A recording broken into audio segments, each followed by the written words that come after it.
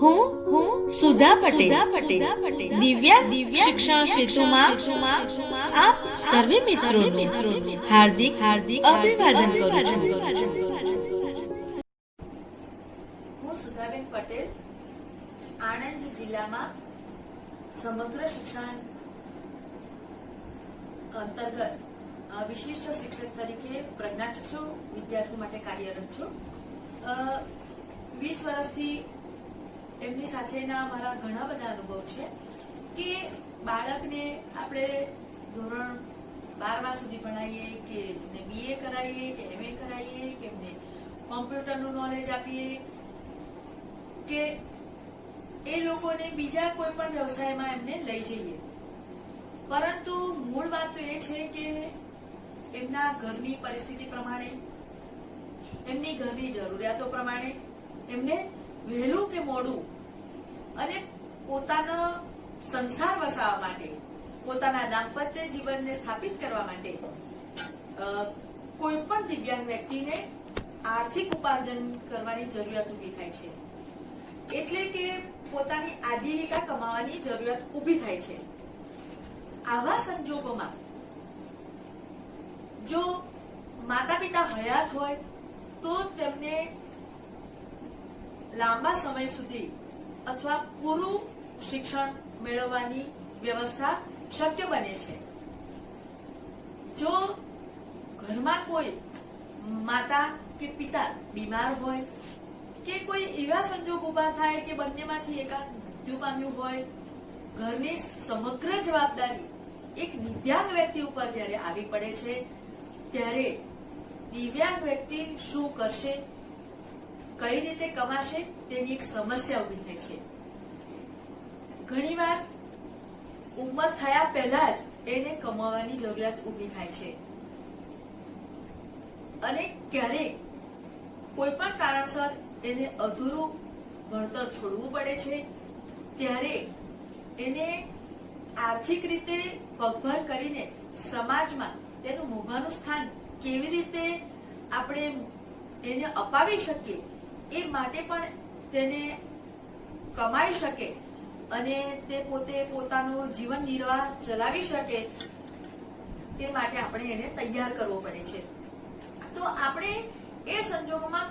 બે વ્યક્તિને માર્ગદર્શન આપવું પડે છે। એક તો તેના જે ગાર્ડિયન છે, પેરેન્ટ્સ છે કે માતા પિતા છે, વાલી છે, એને આપણે માર્ગદર્શન આપવું પડે છે અને એક દિવ્યાંગ વ્યક્તિને પોતાને પણ એક માર્ગદર્શન આપવું પડે છે કે એને એવું સમજાવવું પડે છે કે ભાઈ તું પ્રજ્ઞાચક્ષુ છે, તું શારીરિક ક્ષતિ ધરાવે છે, તું માનસિક ક્ષતિ ધરાવે છે કે તું મૂકબધિર છે, તો તું કેટલાક વ્યવસાયો નહીં કરી શકે, તો એ સંજોગોમાં તું આટલા વ્યવસાયો જરૂર કરી શકીશ। કારણ કે કોઈ વ્યક્તિને દેશ સેવા કરવાની ઈચ્છા હોય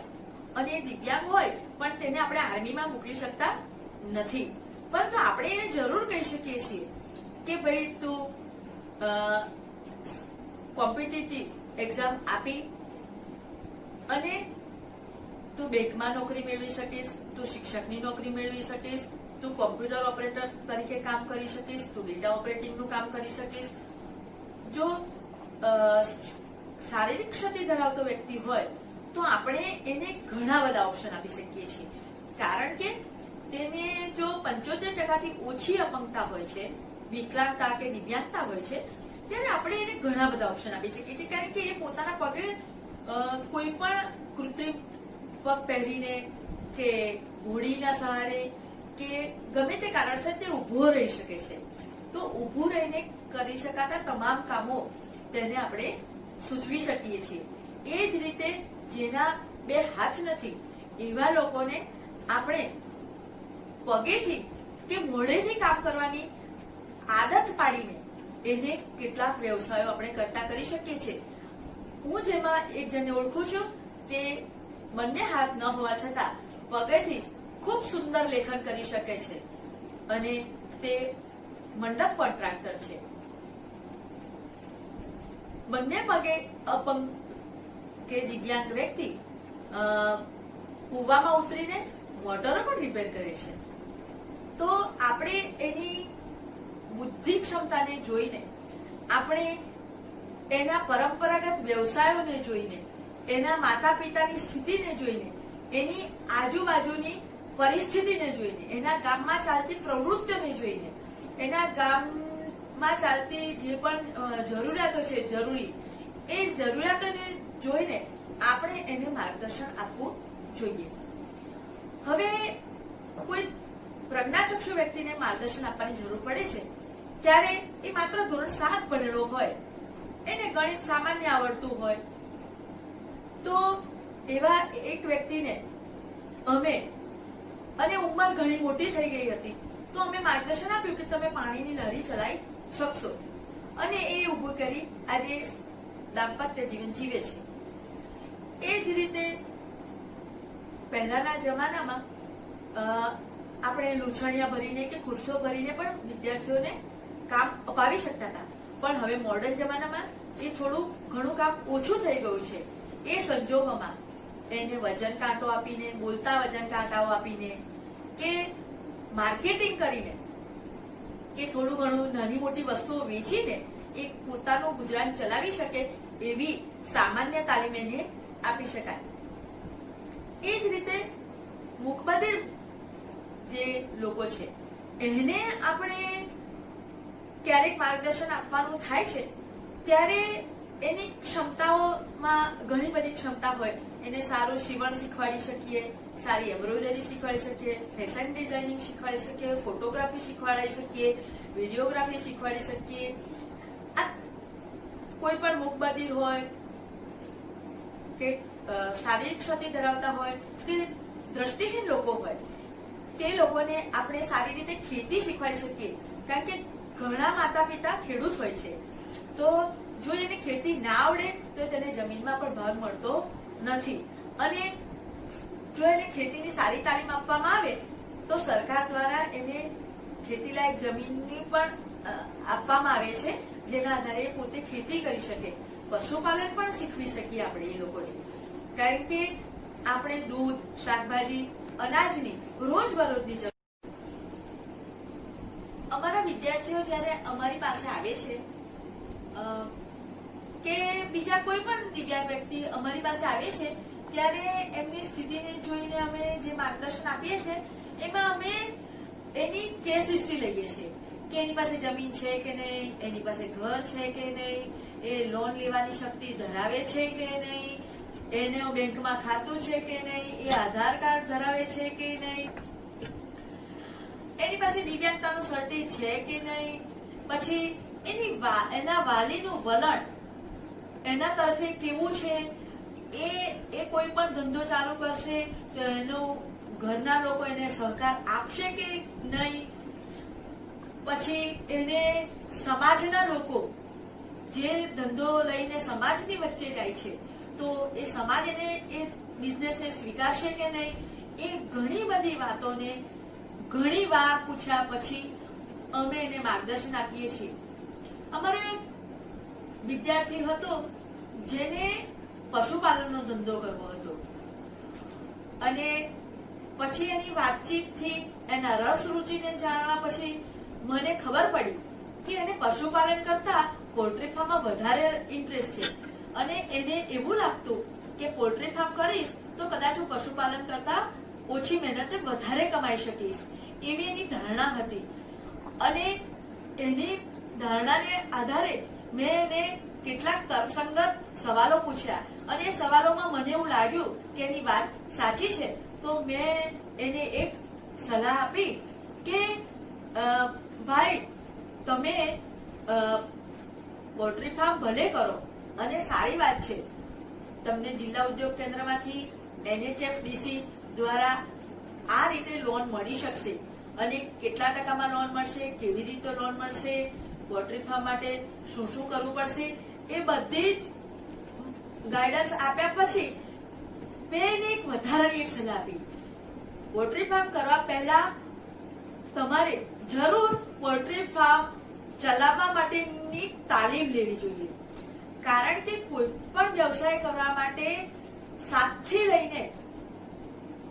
3 વર્ષ સુધી જરૂરી તાલીમો લેવી પડે છે અને એ તાલીમના અભાવે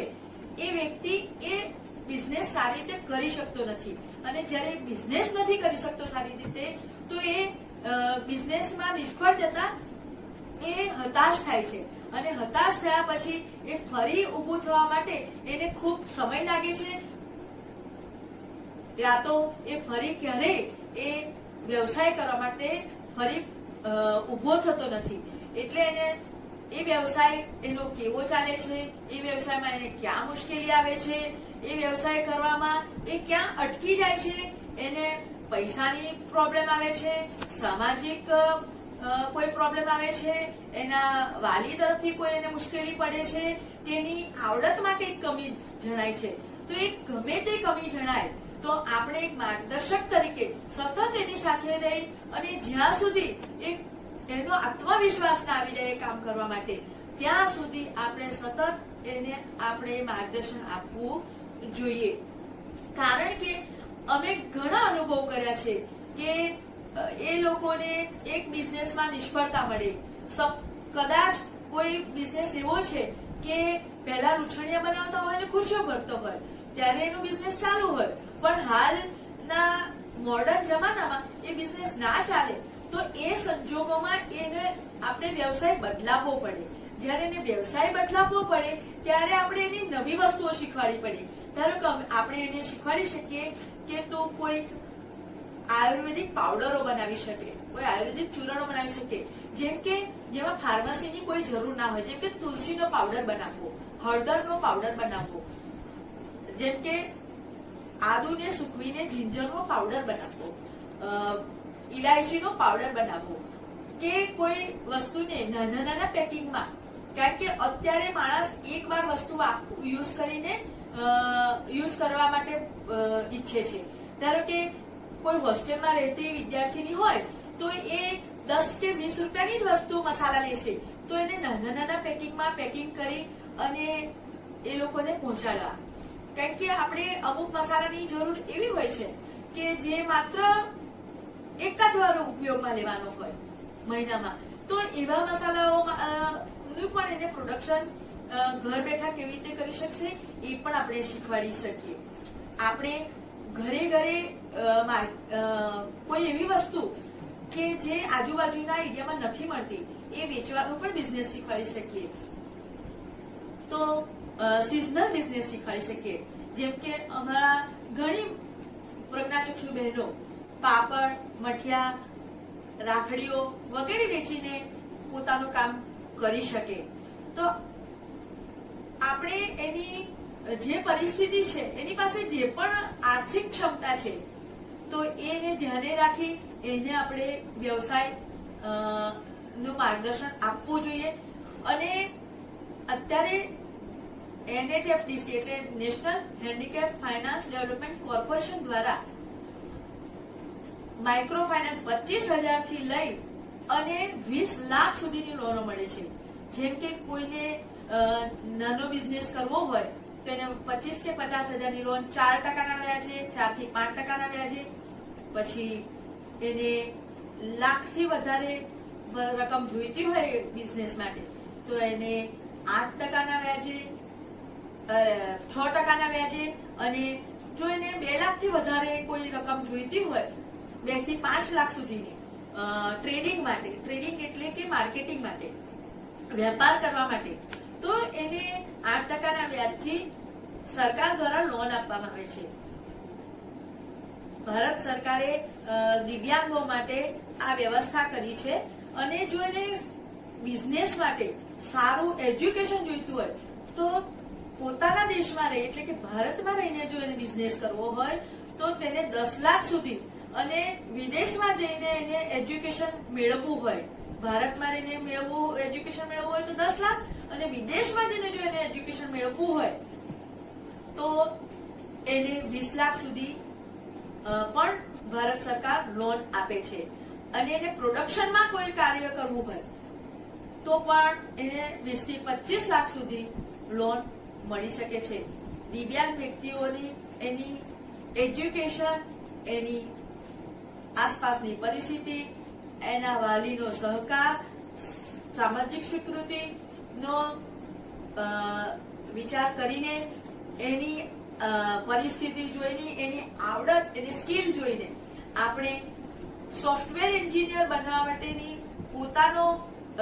વેબ ડિઝાઇનરનો કોર્સ કરીને પણ એને બિઝનેસ કરવાની, મતલબ એનીમાં જે પણ કંઈક ક્ષમતા રહેલી છે, આપણને એમ લાગે છે કે આ ક્ષમતા દ્વારા એ કંઈક પણ એ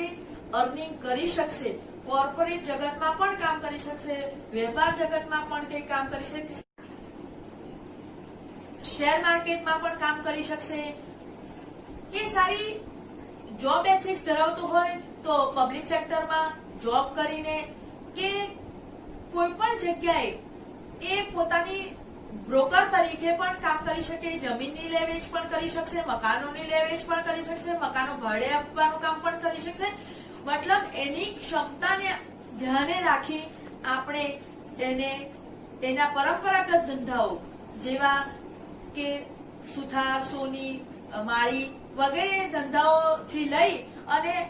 હાલના મોડર્ન બિઝનેસ સુધી આપણે એને પ્રોત્સાહન આપી શકીએ છીએ. દિવ્યાંગોમાં ઘણી ક્ષમતાઓ હોય છે, તેઓ ઘણું સારું કામ કરી શકે છે, તો આપણે એમને પ્રોત્સાહિત કરી, લોનો અપાવી, માર્ગદર્શન આપી આપણે એમને આર્થિક રીતે પગભર કરીએ તેવી અભ્યર્થના સહ. Thank you.